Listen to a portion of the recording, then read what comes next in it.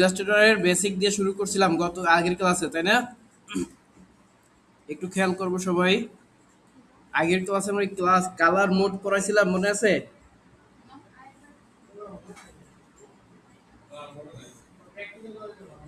আচ্ছা, আমরা feel and stroke এইগুলো শেষ করে দিয়েছিলাম। তা এরপরে আমাদের আছে কালার মোড। খেয়াল করি, কালার মোড আমাদের গ্রাফিক ডিজাইনের মধ্যে টোটাল কালার মোড হলো কয়টা বলতে পারবো? কালার মোড হলো দুইটা। এই কালার মোড কয়টা আমাদের? দুইটা। একটা হলো আরজিবি কালার মোড আর একটা সিএমওয়াইকে কালার মোড। আরজিবির ফুল মিনিং কি? Red green blue. Red green blue, ঠিক আছে। এইটা ইউজ করা হয় কোন ক্ষেত্রে? Screen, web and digital display. Digital display কোনগুলো? যেটা প্রিন্ট হয় না সেইগুলো, বুঝছেন? এইসব ক্ষেত্রে কি করতে হয় আমাদের? আরজিবি কালার মোড ইউজ করব। আর সিএমওয়াই কে কখন ইউজ করব? যখন প্রিন্ট করতে হবে, প্রফেশনাল প্রিন্টিং এর ক্ষেত্রে যে আমরা ইউজ করব সায়ান, ম্যাজেন্টা, ইয়েলো, কি ব্ল্যাক, এই চারটা ইউজ করব, ঠিক আছে? এটা বোঝা গেল? ওকে, তাহলে কখন আমরা আরজিবি ইউজ করব? সোশ্যাল মিডিয়া ডিজাইনের জন্য কি কোনটুকু? আর পোস্টার ভিজিটিং কার্ড ডিজাইনের জন্য? ওকে, ঠিক আছে। কালার পিকার কোথায় থাকে? কালার পিকার কি বলেন?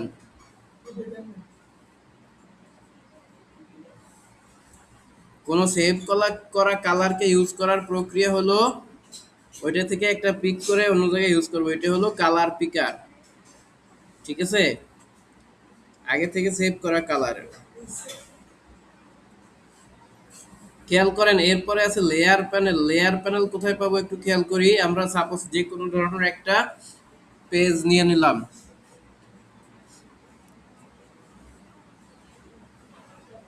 এই পেজের মধ্যে আমাদের কিবোর্ড থেকে উইন্ডো অপশনে গিয়ে এখানে দেখেন লেয়ার্স অপশন আছে। কি আছে এখানে? লেয়ার্স অপশন দেওয়া আছে। এই লেয়ার্স এফ কিবোর্ড থেকে F7 ক্লিক করলেও এই লেয়ার্স প্যানেলটা ওপেন হবে। এখন আসেন, এইখানে আপনি যদি এই যে ইয়েতে যান, প্লাস নিচের দিকে দেখেন একটা প্লাস আইকন দেওয়া আছে। এই প্লাস আইকনে গেলে লেয়ার 1, লেয়ার 2 এরকম অপশন চলে আসছে, তাই না? তো আপনি সাপোজ এই লেয়ার 2 তে থাকা অবস্থায় একটা রেক্টেঙ্গেল আঁকলেন। কি আঁকলাম এখানে? এই যে একটা রেক্টেঙ্গেল আইকা, এটাতে ধরেন কালার দিলাম, এরকম একটা কালার দিয়ে দিলাম, ঠিক আছে? এখন ফটোশপের লেয়ার পড়ছি না আমরা, দেখেন এরকম চক্ষু বন্ধ করা খোলা যায় না? চক্ষু বন্ধ খুললে কি হয়? এটা এরকম হাইড শো হয়, তাই তো? ওকে, এখন ইলাস্ট্রেটরের মধ্যে একটু ভিন্ন। আমরা যদি এই যে আরেকটা কালার আরেকটা লেয়ার তৈরি করলাম, দেখেন তো এটা কি দুইটা লেয়ার তৈরি হয়েছে না একই একটা লেয়ারের মধ্যেই রয়ে গেছে? এটার ভিতরে যদি একটা ক্লিক দেই, দেখেন এই একই লেয়ারের মধ্যে দুইটা লেয়ার এখানে রয়ে গেছে, তাই না? এটাতে ক্লিক করলে ওইটা নাই হয়ে যাবে এরকম। আপনারা যদি এখন এখানে উপরের দিকে দেখেন, ডান দিকে খেয়াল করেন, এখানে তিনটা তিনটা চিহ্ন আছে। এটাতে ক্লিক করলে দেখেন প্রথমে আছে নিউ লেয়ার।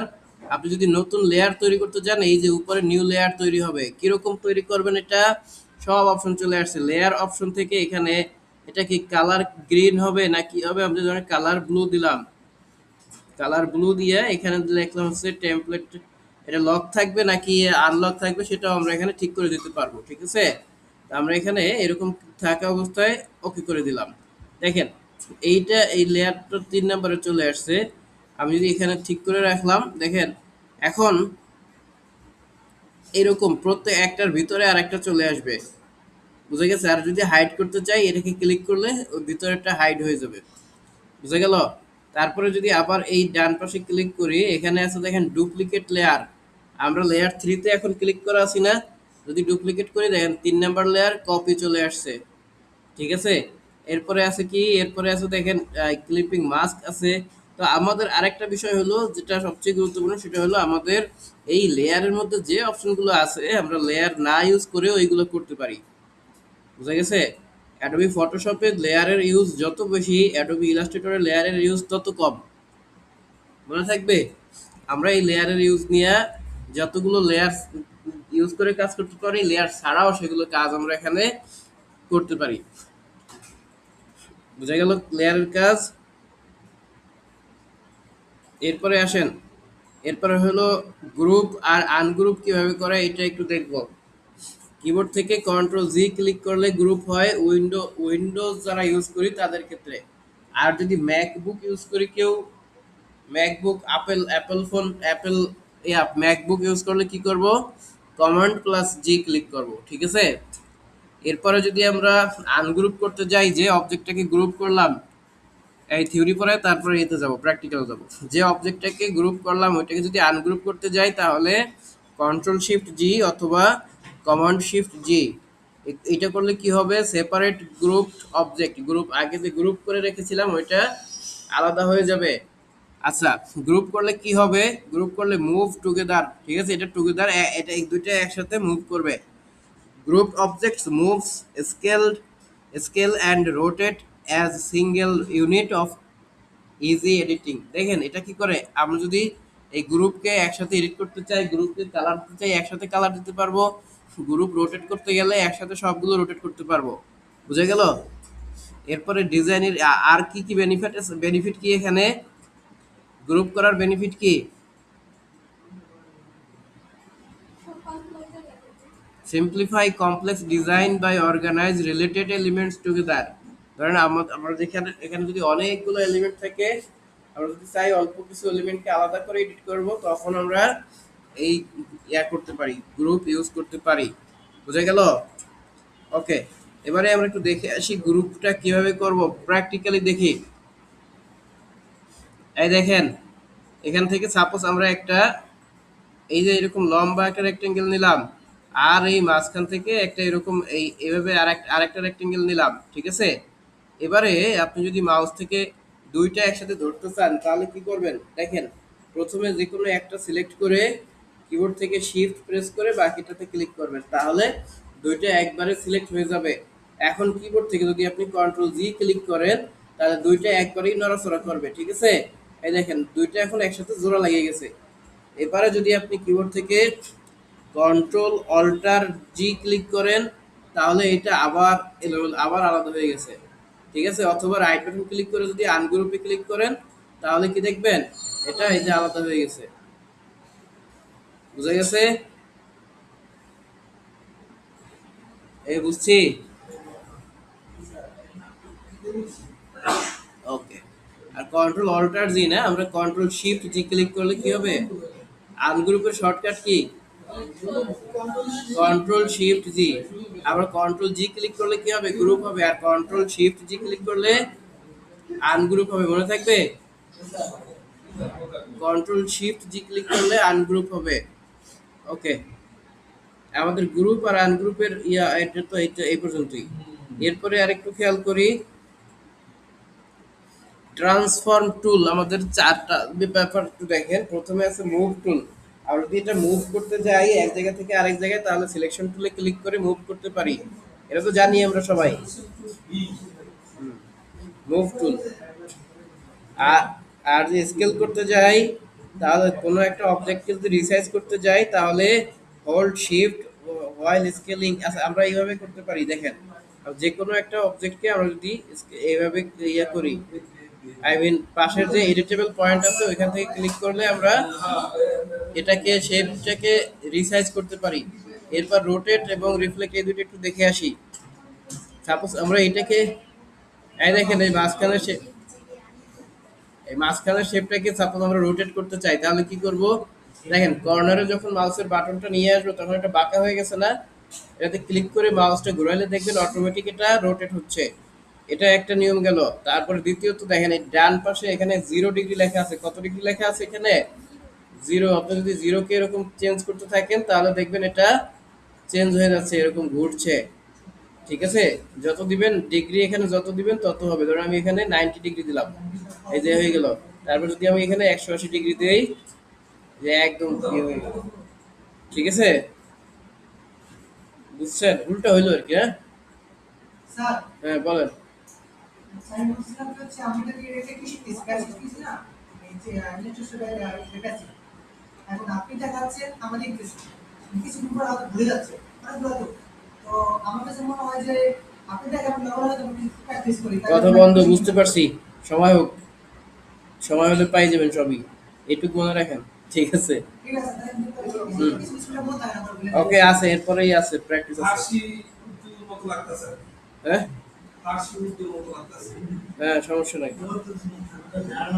আমরা একটু পরেই প্র্যাকটিসে নামবো, ঠিক আছে। ঠিক আছে ঠিক ঠিক আছে স্যার। ওকে, এবারে দেখেন, এই ফাইলটাকে সেভ করবো কিভাবে খেয়াল করি। ফাইল সেভ করার চেষ্টা দেখানোর পরেই আমরা প্র্যাকটিস শুরু করে দেব। বুঝতে পারছি কিছু। ফাইলটাকে সেভ করা দেখি। এত কথা বলেন কেন আপনারা? সাপোজ এটা আমাদের ডিজাইন, ঠিক আছে। আমরা যদি এখন উপরে ফাইল অপশনে যাবো, ফাইল অপশনে গিয়ে এই দেখেন সেভ করতে পারি আমরা এখানে। সেভ কিবোর্ড থেকে যদি কন্ট্রোল এস ক্লিক করি তাহলেও সেভ করতে পারি। কন্ট্রোল এস ক্লিক করলে কি হবে, কোন জায়গায় সেভ করব সেটা আপনারা এখন ধরেন দেখাই দিবেন। মনে করেন আজকে এই আনটাইটেল ডকুমেন্টটাকে নাম চেঞ্জ করে ধরেন আজকে তারিখ দিয়ে দিলাম,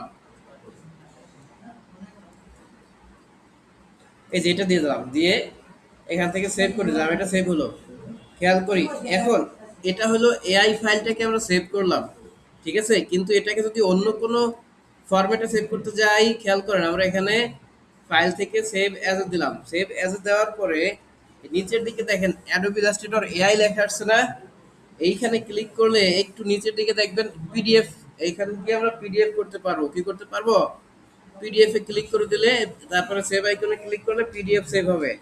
এখন এই ছবিটা এটা কি হয়ে যাচ্ছে, তারপরে আরো একটা অপশন আসবে, এখান থেকে যদি সেভ পিডিএফ এ ক্লিক করেন এই ছবিটা কি আকারে সেভ হবে, পিডিএফ আকারে সেভ হবে। দেখি তো কোথায় সেভ হয়েছে, ডাউনলোডে সেভ করছি তাই না। এই যে ডাউনলোডে এখন যদি ক্লিক করি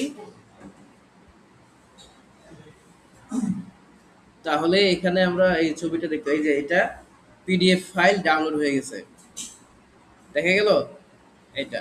তো এরপরে আরো একটা কিছু অপশন আছে। এরপরে দেখেন, এরপরে আমরা যদি ফাইল থেকে আবার সেম ভাবে সেভ এজ এ যাই, যাওয়ার পরে এই নিচের দিকে পিডিএফ এর এখানে ক্লিক করলে দেখবেন এরপরে আছে ইপিএস, কি আছে, ইলাস্ট্রেটর ইপিএস।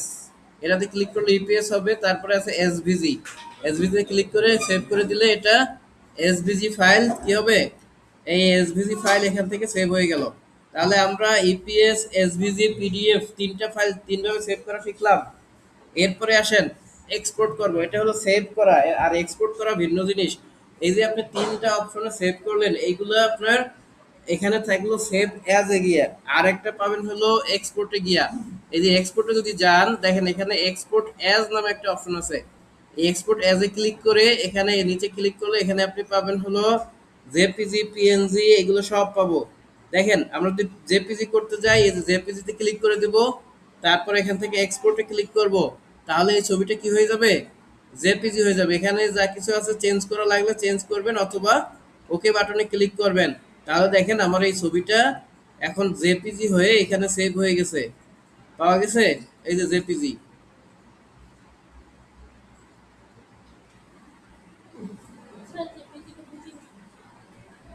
আচ্ছা, জেপিজি যে বুঝি নাই আমি আরেকবার দেখাই দেবো, দেখেন। তো এখন আসেন এইটা, এই জেপিজি পিএনজি এভাবে সেভ করব আমরা। ওকে, এর পরেরটাতে আসি। একটা মিনিট, হ্যাঁ, পরে ওগুলো আবার প্র্যাকটিক্যাল যখন দেখাবো তখন তো বলতেছি। এই এক্সপোর্টিং ডিজাইন, এই দেখেন আমরা এখানে ভালোভাবে আমরা লিখে দিয়েছি। প্রথমে কি করব, ফাইল, তারপরে এক্সপোর্ট অ্যাজ, তারপরে পিএনজি জেপিজি সিলেক্ট করব, তারপরে রেজুলেশন চেঞ্জ করে এক্সপোর্টে ক্লিক করে দেব। বোঝা গেল? যদি নাও বুঝতে পারেন এইটা স্ক্রিনশট দিয়ে রাখবেন, এটা থেকে আপনি কাজ দেখে করতে পারবেন। দেখেন এই যে কমন বিগিনার মিস্টেক কি কি হয় এগুলো আমরা আস্তে আস্তে শিখে নেবো যখন কাজ করব। আমরা একটু কাজ করব, আমরা একটা টাস্ক দিয়েছি এখানে, সেটা হলো খুবই ছোট টাস্ক। আপনি প্রথমে একটা ফাইল ক্রিয়েট করবেন, এই ফাইলের মধ্যে গিয়ে একটা একটা সার্কেল ড্র করবেন, একটা স্কোয়ার আর একটা ট্রায়াঙ্গেল, ঠিক আছে। এই তিনটা শেপ ড্র করবেন। 2 নম্বরে এসে আপনার নাম অ্যাড করবেন সেখানে।